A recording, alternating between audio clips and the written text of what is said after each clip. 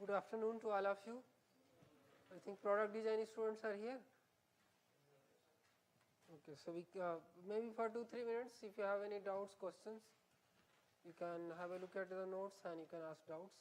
Then I'll start.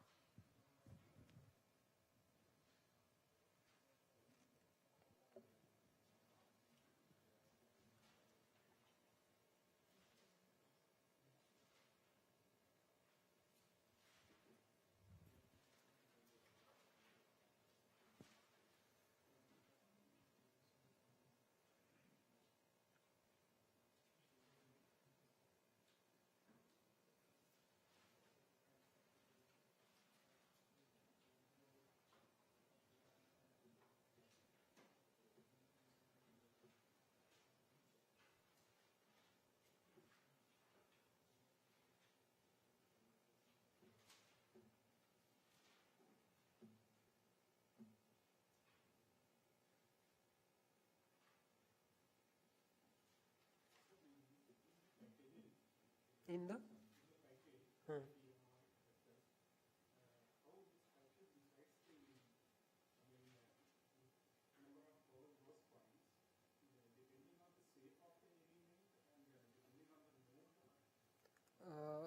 actually depending on the shape functions basically. In some of these packages you also have options to choose the number of gas points, but they mainly decided based on what we discussed in the last class yesterday, that if it is a 4 noded element, basically 2 by 2 integration rule. If it is a 8 noded or 9 noded, then 3 by 3 integration rule. So these are standard integration rules. But some cases, if you want to under integrate because of locking, maybe volumetric locking or plasticity problems and so on, then you have options also that whether you want to, what is the integration order you want to use.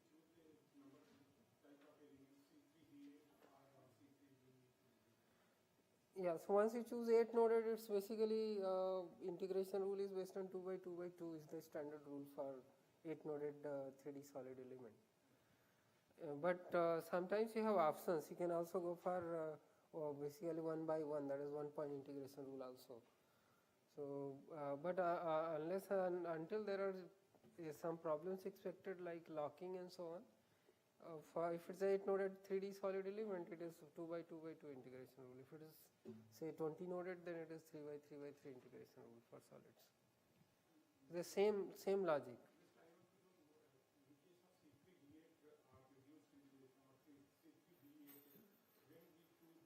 So no, this that is in case of C3D8, it would be 2 by 2 by 2, as I said. If it's a reduced integration, it would be actually only 1 point for 8 noded. So just 1 by 1 means just 1 by 1 by 1 point integration. So you just evaluate all the matrices at the centroid of the element and take that as the integration over the entire element in case of reduced integration elements. So are there any other questions?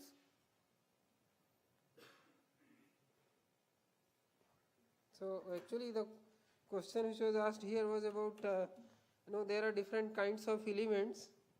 So in general, if you look at the integration rule, I will just again repeat since there was a question here.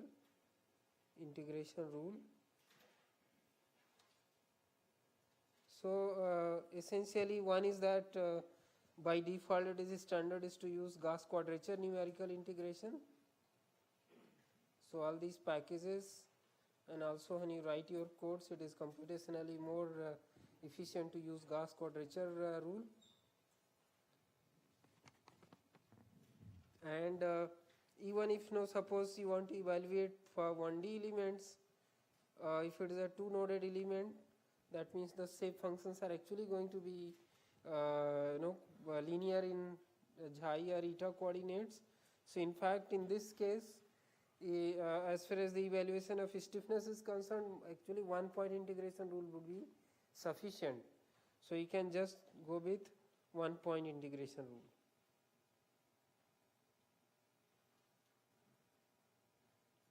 unless you have no explicit expressions for all the matrices.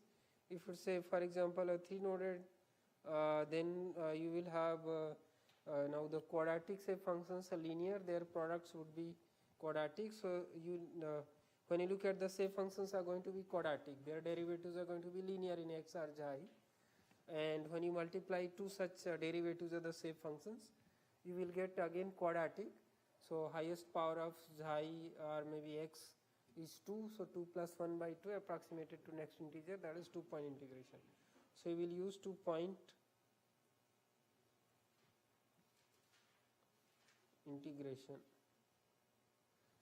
Now if this is also, these elements are involving some locking problems. For example, we were talking about transverse shear locking in case of Dimas-Senko beam element, then you also use reduced integration. Sometimes when these elements are used for plasticity problems or hyperelasticity, so plastic deformation or some of the basically hyperelastic materials, deformation is nearly incompressible. So means volumetric strain is nearly 0, and that is also a constraint, like you have transverse shear locking for thin beams model using shear deformable finite elements. So then there also you need to use reduced integration to eliminate volumetric locking. So now obviously you can't do anything with this, but if you are using a quadratic element, say this one, so maybe overall rather than using 2-point integration, in case of reduced integration, you would use 1-point integration rule. So this would be user usually has a choice to choose what kind of integration. Usually in such cases, or maybe the element type itself is different. Like in abacus, you have some elements which are last designation is R, which is for reduced integration, and it will also specify for these problems like plasticity, hyperelasticity, such problems you use reduced integration elements, so there is no locking. But what they also do is, although that's actually an advanced topic, but when you use reduced integration, so as I was telling you, some situations it underestimates the stiffness matrix and therefore leads to what is known as spurious deformation. So it's like, because the stiffness is underestimated, it gives you some modes which are unrealistic, are not possible actually in the deformation of those elements. So then there is first you introduce actually an error by doing the reduced integration, and then to correct that you have something known as hourglass control. So those modes which are introduced, which are spurious deformations, are not actually real deformations, are introduced because of reduced integration. Then to correct those, there is something known as hourglass control. So then you add something to the stiffness matrix. So there are those issues as well. But when you use the other kind of techniques, for example, I had discussed about this consistent interpolation, or maybe of course one case we also discussed about the interdependent interpolations. So if you use those kind of elements, so one is that you are then not using reduced integration, so there are no spurious modes, no extra deformations possible, and therefore no such hourglass control and so on is needed. So you have those issues as well. So when actually you use particularly handle with problems involving incompressibility or like thin beams, transverse shear deformation is negligible, then you have these problems. So then we discussed about similarly 2D.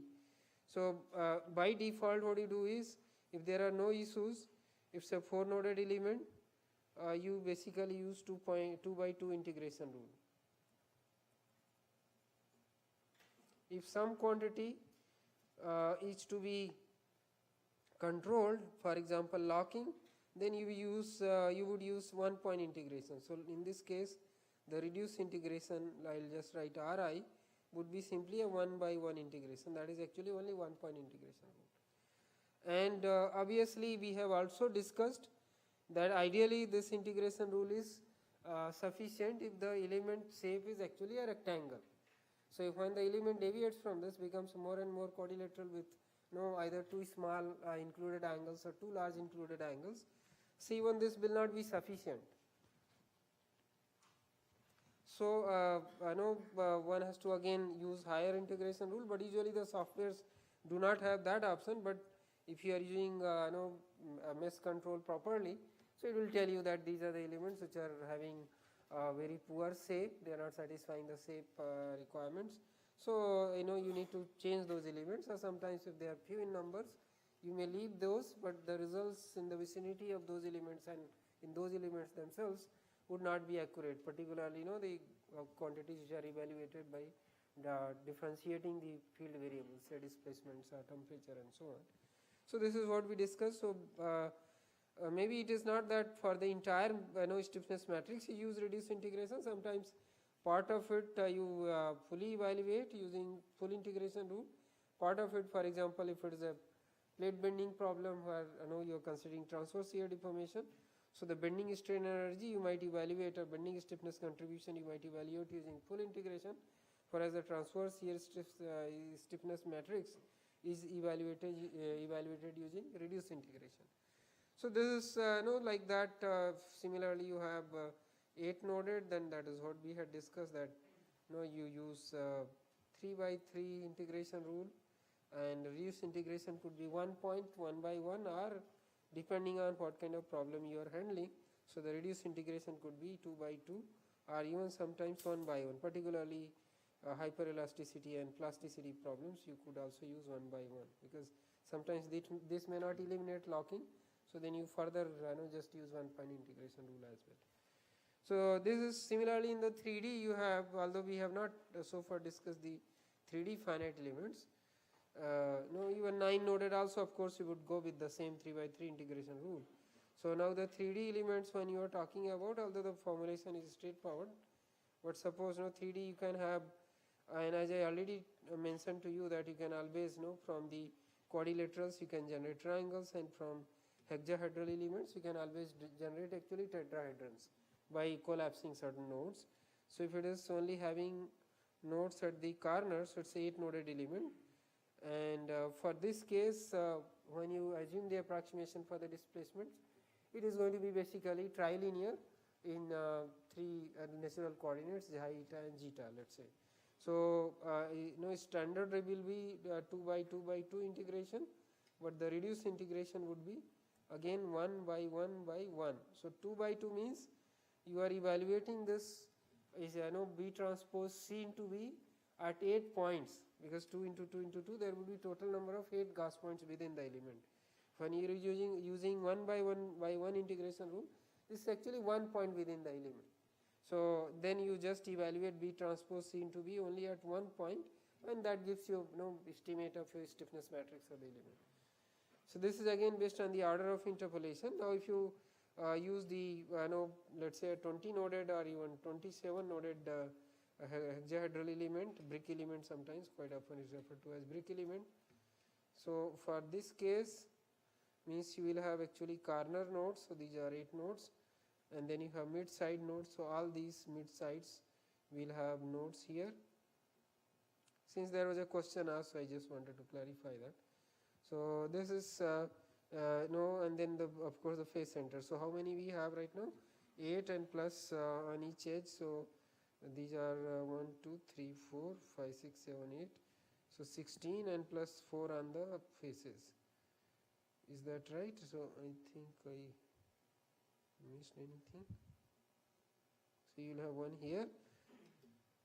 So how many nodes? Corner you have got 8, and then all this side 9, 10, 11, 12, and then you have 13, 14, 15, 16, this side 17, 18, 19. So we already have actually 20. So actually mid sides, so faces. If you put the nodes on the faces, then it will become actually 6 plus 1 at the center, so that is 27 noded element.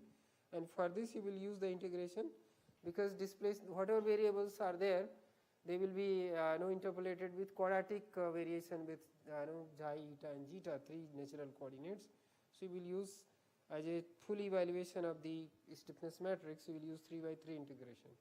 Now the reduced integration could be either 2 by 2 by 2 or 1 by 1 by 1. So there are depending on the severity of locking, you either use this 2 by 2 or 1 by 1 as a reduced integration. And as I said, many a times the softwares also give you option what integration rule to use. So maybe you can do the kind of study that if you use for what is happening to the results if you use different orders of integration. But the standard is this, that if you want, there are no locking problems or no special issues, then the full matrix evaluation is with 3 by 3 by 3. This is ideally will give you the exact integration for an element which is actually cuboid. That means all the included angles are 90 degrees. When it becomes a parallelopiped, then angles are different from 90 degrees, then this may not be sufficient. So you put certain limit again on the included angles, that the angles should be within such these limits.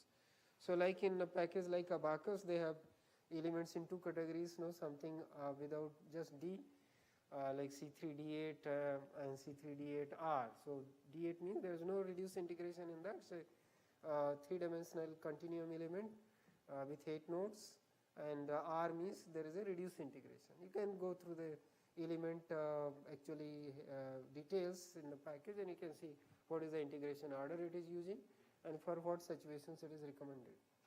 So also packages usually give, for example, ANSYS has got very good manuals wherein for each element all the details are there, that what are the shape functions of the stiffness matrix is evaluated, what kind of integration rule is used, what are the options in that, and where you can use those. So then about individual elements you have to actually learn. So this is about in brief summary of the kind of integration rules used for different elements. So are there any other questions? So if there are no questions, so then I'll give you one question and then I'll proceed. I mean, that question is a simple one, you can try yourself.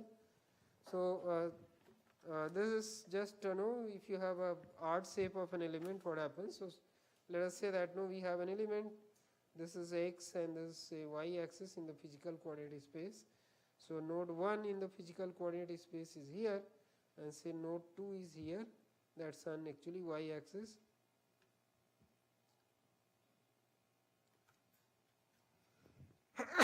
Sorry.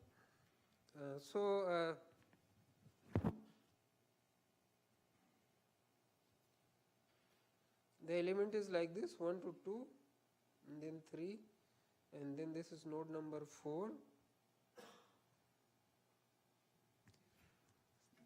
So this is your element.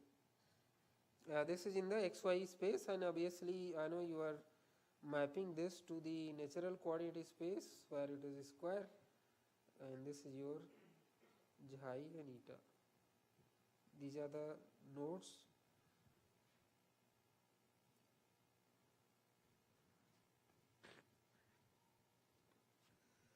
So what you can actually do is, what you need to do is, so this is the element in the physical coordinate space, this is in the natural coordinate space, and find determinant of the Jacobian matrix at, let us say, xi equal to minus 1 upon root 3 and eta equal to minus 1 upon root 3. So this is one of the integration point actually. So you just see what you get, and also if you evaluate at other points, say xi equal to maybe minus 1 upon root 3, but eta is plus 1 upon root 3, what do you get? And let's say third case, xi is 1 upon root 3 and eta is 1 upon root 3. So just try finding out what is the determinant of the Jacobian matrix. Oops, sorry. Actually with that AC I have again some allergy, so usually. So this is, you need to evaluate J. Now before I actually continue with what I had started in the last class, another question. So this is a question 1, you need to work out yourself. Question number 2 is, suppose I have no element in the physical coordinate space, and let us say that this is x and y, and these are the 4 nodes, 1, 2, 3 and 4, and you will be given coordinates. So obviously here the xy coordinates are 0, 0, here x2, y2, x3, y3 and x4, y4, and suppose you are given some point P whose coordinates are, let us say, xp and yp, and no, you are also given that what are the values of the field variables. That is, after the problem is solved, you come to the element label, say you have got temperature or a displacement or maybe any other quantity, stress or whatever. So suppose you have T1, T2, T3 and T4 is the values of variable field variable of interest, and you are asked to find. So once you know this information, that means you know the coordinates of all the nodes, maybe 4 noded or 8 noded element. You also know the values of the field variable at these node points, T1, T2, T3, T4 or U1, U2, U3, U4, V1, V2, V3, V4, or even we can similarly interpolate, say, the stress sigma xx1, sigma xx2, sigma xx3 and 4 and so on. So let's say if you know these values, then find T at P. So what will be the steps involved, and this is through obviously through the natural coordinate formulation, that is isoparametric formulation. So here what you are doing is you are mapping this element to the natural coordinate space. So that is high and eta, then you have 1, 2, 3 and 4, and so first see, because your T is written in terms of summation over I going from 1 to 4 Ni Ti, where Ni is our say function, Ti is the value of field variable, say T at node 1, 2 and 3, 1, 2, 3 and 4. So since this is in terms of high and eta, so to evaluate this T at this particular point, first you will have to find out, because this is given, so first corresponding to this point you have to find out the values of high and eta. So that you will find from another condition, that xp is going to be summation I going from 1 to 4 Ni xi. So now Ni is a function of high and eta, and similarly Yp is summation I is equal to 1 to 4 Ni Yi. So since these are given, and so you'll have to find out high and eta. Using these two equations, you have to find out first high and eta.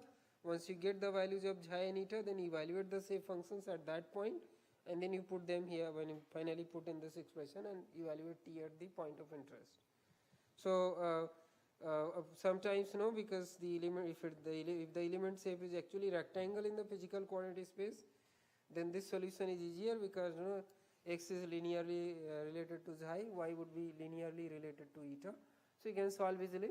But if the element shape is general quadrilateral, then this would be actually nonlinear equation in high and eta. So maybe you can use Newton-Raphson method to find out high and eta. With a starting guess, maybe you can take high and eta as 0, 0. So that always almost converges always. So you should be able to do this kind of as a specific case. Maybe you can take a rectangular element, which is of course straightforward, and then the third case you can take it just one edge is inclined, others are parallel to either x and y, and take some coordinate values. So you should actually be able to do this kind. These are the some questions as exercises you should do. So now let me continue with whatever we started with is the fluid flow problem. So we were talking about steady state incompressible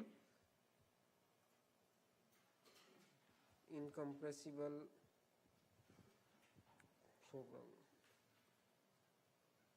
I had started in the last class, so I am just continuing the same thing. So what we discussed in the last class, that the domain is a two-dimensional domain, and why I want to demonstrate discuss this problem is so that you understand that it is not only that we have to only use always energy functional and get to the element level Gaussian equation. From the differential equations also you can do that. So we know that for this case the element level Gaussian equation, I think I had given us what was the form, with a minus sign or a plus with the stress terms. What was the form? Last class, what did I write? Okay, so this was in this form. Okay. So we had talked about the equilibrium equations basically based on whatever assumptions we had. So sigma xx plus del tau xy by del y plus fbx equal to 0, and similarly we had del tau xy by del x. These are standard equations actually. Del sigma yy by del y plus fby, body force along the y direction, and then we had continuity equation which is del u by del x plus del v by del y equal to 0. So these are the three governing equations for a steady state incompressible viscous slow flow. So we have neglected the convective acceleration terms here, and this is actually a control volume, and so therefore convective acceleration terms would be there, but they are negligible, so we are writing it in this form. The constitutive relation also was written. Sigma xx was 2 mu into del u by del x minus p, where p is pressure, and sigma yy. So this relation can also be derived actually from your Hooke's law kind of thing, when you are trying to express separately, bring out the mean stress and then the deviatoric part of the stress. So this is actually deviatoric part, and this is the mean stress. So sigma yy is similarly 2 mu into del v by del y minus p, and tau xy is mu times del u by del y plus del v by del x. So this is what we had discussed. Now with this, these equations there with us, first step is to write the weighted residual statement.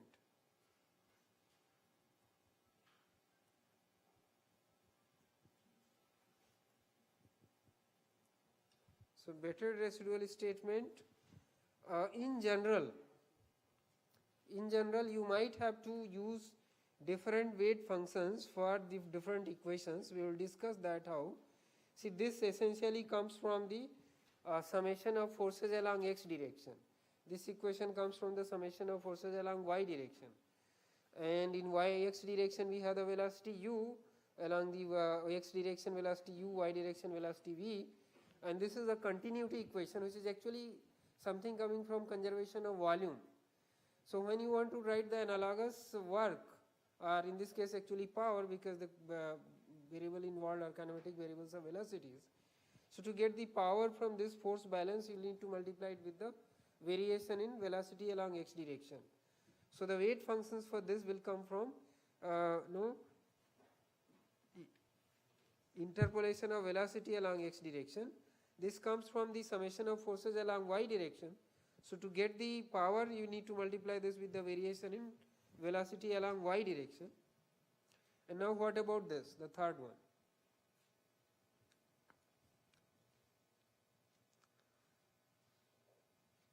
Yes? How do we choose the weight function for the third one?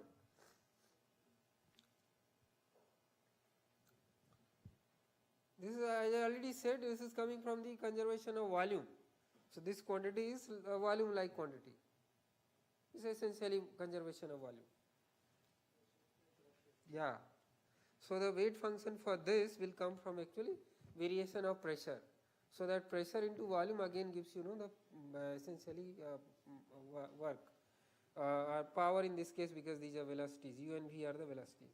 So that means in general the weight functions could be different for this equation, for this equation and this equation. We will discuss what are those possible situations. So for the first equation, since this problem is a two-dimensional problem, so the integration domain is a two-dimensional, double integral, and the weight function, so let us say corresponding to this, and we will have to choose a number of gas points. So this is, let us say W1, one corresponding to this equation, and I. So I will take values depending on the number of finally nodes in the element. So this is weight function, which is a function of say xy or xi eta depending on how we do the formulation. And then you have del sigma xx by del x plus del tau xy by del y plus fbx, and then integration dx dy is equal to 0. So this is the weighted residual statement corresponding to this equation. Then similarly for the second one, let us say W2I, the weight function for the second equation, and then the equation is del tau xy by del x plus del sigma yy by del y plus body force fby dx dy equal to 0. And the third one is W3I, into del u by del x plus del v by del y, that is your continuity equation, dx dy is equal to 0. So these are your bettered residual statement, thinking that no, we could have a different weight functions for first equation, for second and third equation. The next step we do, so you can have any number of actually governing equations. Right now we have only 3 equations. What is important is to learn the methodologies, just the extension. We have already actually done similar things in case of 1D, but now we have more equations, and we could have different interpolation for u, v and p. Then we go for the weak form, so that we can identify what are our primary variables, and they need to be continuous across the elements, and what are our secondary variables. So then you go for weak form, and that also tells you that what should be the kind of interpolation. So how do we now get to the weak form? So as I discussed, actually the integration by parts with respect to x for this case. See, although in this form of the equations, it seems that only first derivative of sigma xx and tau xy and so on, and no derivative of w. So transferring the derivative from the stress terms to weight function is like, then this will become first derivative and no derivative with the stresses. But the stress themselves are in terms of derivatives of u and v, you see here. So again you are trying to actually distribute the derivatives equally between weight functions and the variables of the problem, that is u and v in this case. Of course p also is involved in that. So for the first term, as I said, you do the integration by parts with respect to x. For this you do the integration by parts with respect to y. So what you will actually get is, you will get the boundary terms and you will get the domain integral terms. Boundary terms I am again going to write the way I had written for the heat transfer problem. So the details you can one can always use directly the actually Green's theorem, or the other way is the way I had done the heat transfer problem. Simply you can do the interpretation for this. So the first equation you can write as the boundary term would be basically the integration over the boundary. So finally I am putting a closed contour integration for the entire boundary. So that is going to be this weight function wi, and then here what you will have is actually on the boundary you will have either x component of outward normal or y component of the outward normal. So you will have nx into sigma xx. This is exactly similar to what I did for the heat transfer problem, and ny into tau xy, and then you have this integration over entire boundary of the element, and then you will have minus these are two terms, so this will give you x derivative to this will give you y derivative to this. So there will be two types of terms. One we will have is del w1i by del x into sigma xx, let me write that separately, dx dy, and minus the second term when you are doing the integration by parts with respect to y for this. So you will have y derivative of this into tau xy. So you will have del w1i by del y into tau xy, and then dx dy. And then of course you have that body force term, which is double integral w1i fbx dx dy is equal to 0. So see what actually we are doing. This term integration by parts with respect to x, this term is integration by parts with respect to y. So the second term, which is the domain integral, gives you one term from the first one, second term like this, and the boundary terms are included here. That is integration either along y or along in x here, depending on whether you are integrating with respect to x or y to handle the first set of terms. So this will be the first equation. Similarly, if you look at the second equation, can also be written in a similar manner, that you will have a boundary integral term with w2i, and here then you will have nx into tau xy plus ny, because the derivative with respect to y, so y component of outward normal to the boundary, so ny into the corresponding stress sigma yy, then you have boundary integral, and minus then you have double integral del w2i by del x into tau xy dx dy. This term is coming from the integration by parts of this term with respect to x. So this derivative would be transmitted to this. So you will have del W2 by del x into tau xy dx dy. Then second term is again minus integration del W2I by del y into sigma yy dx dy, and of course the last term is then integration over domain W2I fby dx dy equal to 0. So this is the weak form corresponding to the second equation, say the momentum along y direction.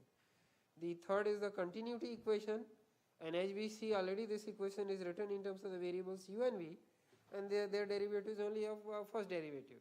So there is no point in transferring the derivatives from u and v to w3i. So third equation you actually keep as it is.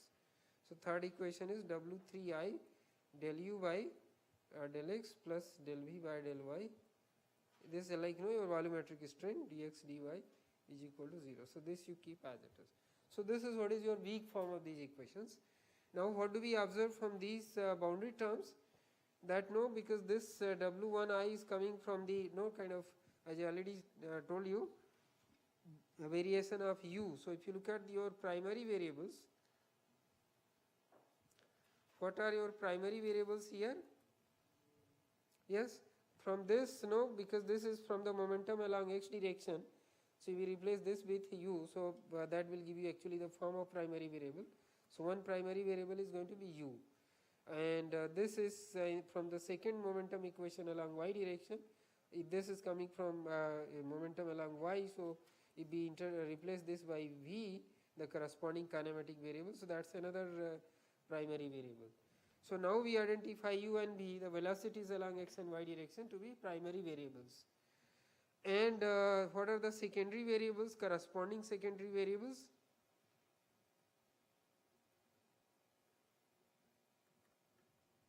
Yes?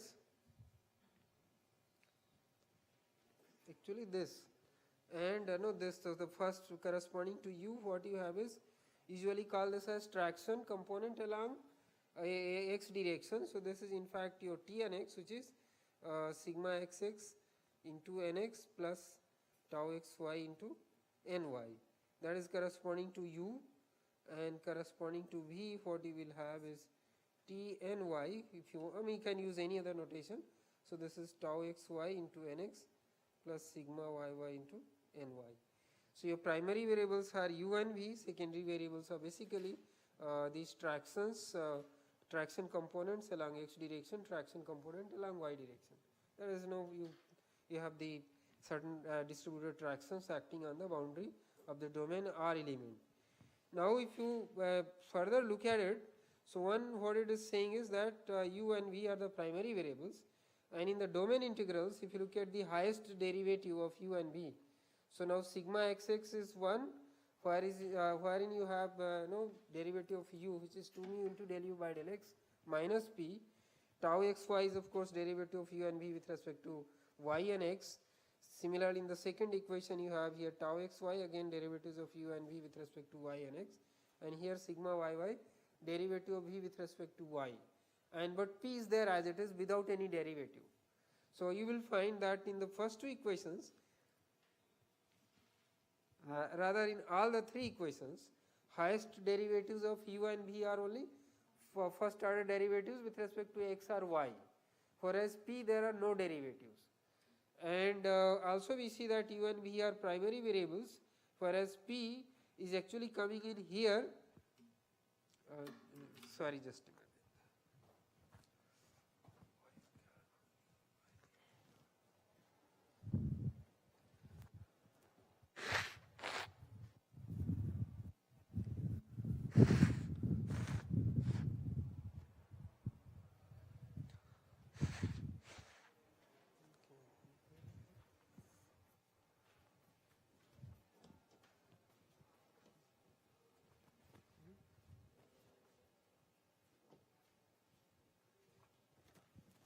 So if you look at now the interpolation, one is that of course finally we will have to put it into the proper element level governing equation form, but before, if we now look at the interpolation.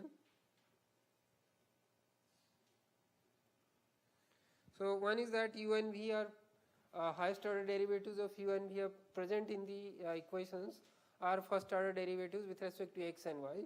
So at least know the when you interpolate u, let me just first talk in terms of x and y, then you can finally look at in terms of xi and eta.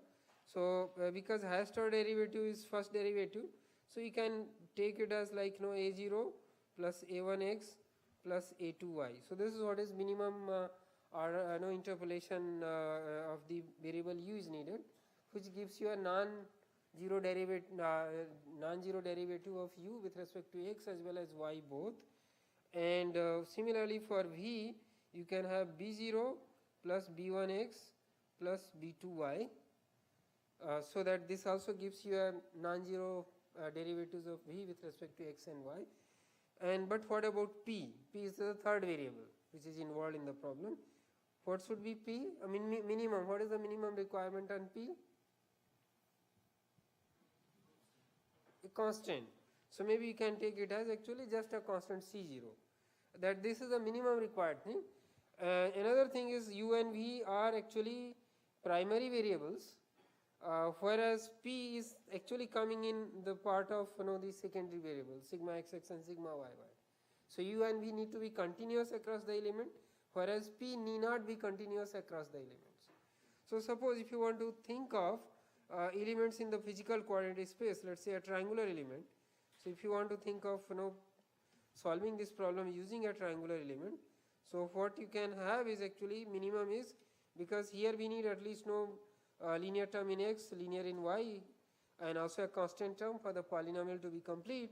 So minimum you can have is actually a triangular element with nodes as 1, 2 and 3, and this is for u and v. But for p, maybe you have another node at the center which is fourth node, and so the degrees of freedom when you look at, since we have 3 unknown constants for u, 3 for v, so I can have values of u1 and v1 at these nodes, u2 and v2, u3 and v3, so that I have 3 constants a0, a1, a2, they can be expressed in terms of u1, u2, u3.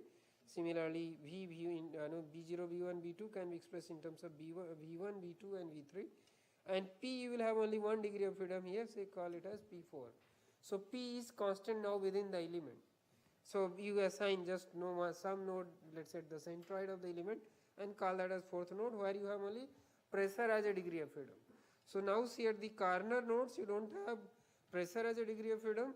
At the center node you only have pressure as a degree of freedom and no velocities as degrees of freedom. It's not that velocities you can always be, once you know the nodal values of velocities, you can always calculate the velocity at this particular location, but it's not there as a degree of freedom within the element. So this is the kind of interpolation you can think of when you are using the let's say a triangular element. If you are using this in the physical coordinate space, if you are thinking of a quadrilateral element, and obviously as we discussed earlier that if we want to satisfy the inter-element continuity of u and v, then we will have to make sure that the element is only rectangle in the physical coordinate space. So if we are formulating the element in the physical coordinate space, we want to have a rectangle. So obviously minimum is that you can have a 4-noded rectangular element.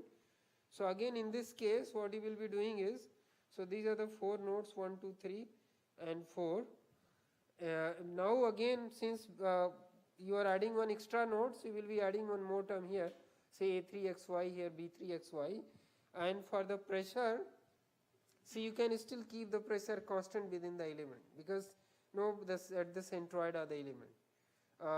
And the reason is also one is that we have seen that the highest order derivative present is first for uv with respect to x and y, and there is no derivative of p, so a p can be simply constant because there are no derivatives involved, and that you can see from here, because when you are looking at the domain integrals, so domain integrals are in terms of sigma xx, and sigma xx is your this 2 mu del u by del x minus p. So we also need another aspect here in this kind of problems is that when you look at 2 mu into del u by del x minus p, now for this interpolation to be consistent, meaning is the order of interpolation for this whole quantity and this p actually should match. So if because we look at this term consists of two parts, del u by del x and p. So that means what it also indicates us is that order of interpolation for u and v should be always one degree more than, I mean 1 power more than what you have for p. So if u is say bilinear, then p is constant. If u and v are quadratic, then p must be just linear in x and y. So now here again, since you are only adding one term xy and xy, so still you want to keep the pressure only at the center of this element as a degree of freedom. So you will have say like u1. So here you will have u1 v1 and so on, u2 v2, and this was only pressure as a degree of freedom only at this node. So although you have one more term here in u, that is plus a3xy plus b3xy for this case, but p is still taken as constant within the element. So that means if u and v are linear in x and y, then p is constant. Now if you go for quadratic, say if you want to go for, let's say, 6 noded triangular element, and then you are going to now assume the quadratic variation of u and v, that is velocities along x and y direction. So let us say this is node 1, 2, 3, and then corner nodes 4, 5 and 6. So in this case, if you look at u, you would be taking as like a0 plus a1x plus a2y plus a3xy, all the quadratic terms actually. So a4x square plus a5y square, and so similarly for b0 plus and so on, similar quadratic terms. Now what about p? See, now if from this equation if we work out del u by del x, this will be linear in x. So we have in the expression for sigma xx 2 mu into del u by del x minus p. So to keep the same kind of terms in both, that is del u by del x and p, we should have actually p only linear in x. So then what we can do is the u v are interpolated using all the 6 nodes of the element. That means you will have degrees of freedom at all these nodes 1, 2, 3, 4, 5, 6, u and v both. But p, then what you can have is you can have only that as a degree of freedom only, let's say, at the corner nodes. So the element then would have the degrees of freedom. If you look at here, you will have say u1 v1 and p1. Here you will have u2 v2 and p2. This corner node you will have u3 v3 and p3. But all other nodes here you will have u4 v4 and u5 v5 and here u6 v6.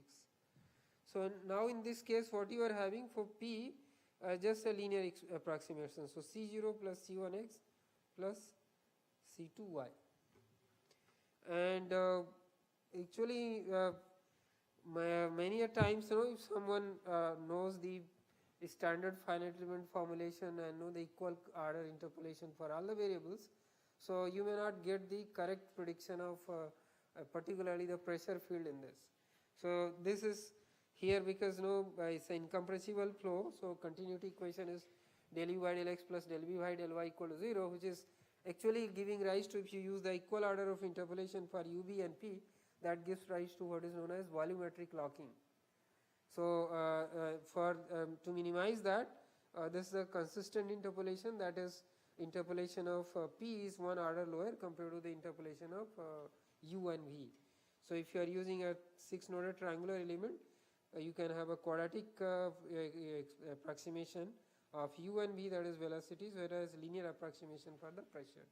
3 constants, so they are calculated in terms of values of p. And of course when you have this element, now see here, since the p is only at the center of the element, similarly here also at the center of the element, so in general p is going to be discontinuous across the element, because no adjacent element will have a different p, here it will have a different p. Of course here at the time of assembly you would be able to enforce the continuity of p across the elements, because you have now the degree of freedom p at these corner nodes. So you can in this case you would be able to also enforce the continuity of p across the elements, although it's not a requirement because p is not a primary variable.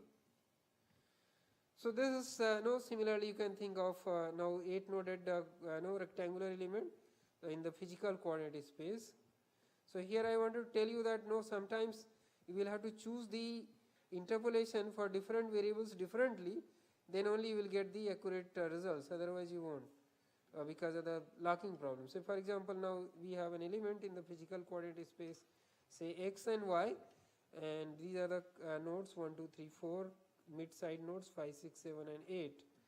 And here again, now with this, now what you can actually do is you can have u and v as the degrees of freedom at all nodes. So you can like interpolate u as say a0 plus a1x plus a2y plus a3. See, you can actually write these expression. What is important is the understanding that a3xy plus a4x square plus a5y square plus a6x square y plus a7xy square. So these are 8 terms, and similarly for v, you know, you can write. But then for p, if we want to keep one order lower, so then what we can have, say at the corner nodes, you can have all the 3 variables, that is u1, v1 and p1 as the degrees of freedom, like here u2, v2 and p2 and so on. But at the mid side nodes, you will only have say u5, v5, u6, v6 and so on. No, so the mid side, so I have only velocities as degrees of freedom. So the velocities are interpolated using all the 8 nodes of the element, whereas pressure is interpolated only using corner nodes. So here you will have only the velocity at corner nodes only, you will have the pressure as a degree of freedom. So P3 and so on. No? So then P you would actually be taking something like C0 plus C1x plus C2y plus C3xy. And if you use this formulation, there is no locking problems. The element would give accurate results with sufficient number of elements used. So this is about same thing is going to be same kind of interpolation in the natural coordinate formulation as well. So the only thing is, of course, then your interpolations are going to be in terms of j and eta, not in terms of x and y. So once you have done this, then of course you have to express all these constants in terms of the values of the variables at the node points and get your shape functions, and then finally you have to substitute all of these in the weight functions here, the weak form of the equations. So for example, when you are using a triangular element, so you will have 3 weight functions, L1, L2, L3, let us say, same area coordinates. Similarly here also you will have L1, L2, L3, and for this equation only one weight function, because pressure is just taken as constant. So that weight function is going to be unity if you are using this 3-noded triangular element with pressure only as a degree of freedom at the center of the element.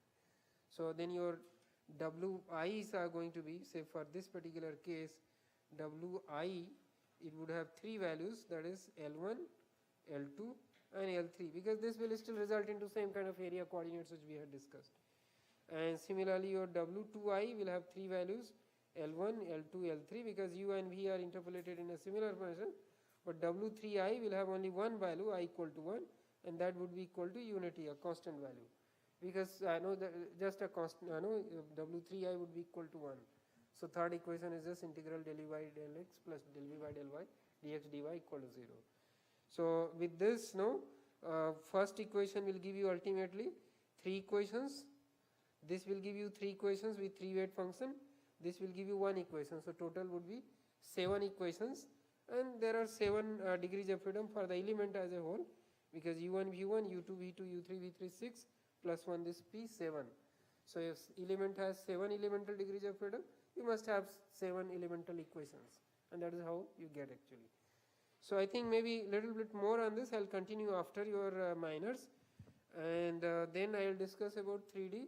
Then I am going to start actually dynamic problems, so more of eigenvalue, time integration. First of course the development of element level Gauss equations for dynamic problems, then solution of those equations, solution of simultaneous equations and so on. That is what I will be continuing after your minor one. So if you have any questions and doubts, you can actually ask outside the class. And the minor 2 syllabus would be whatever is covered after minor 1 till today. Okay? That is going to be the syllabus for minor 2.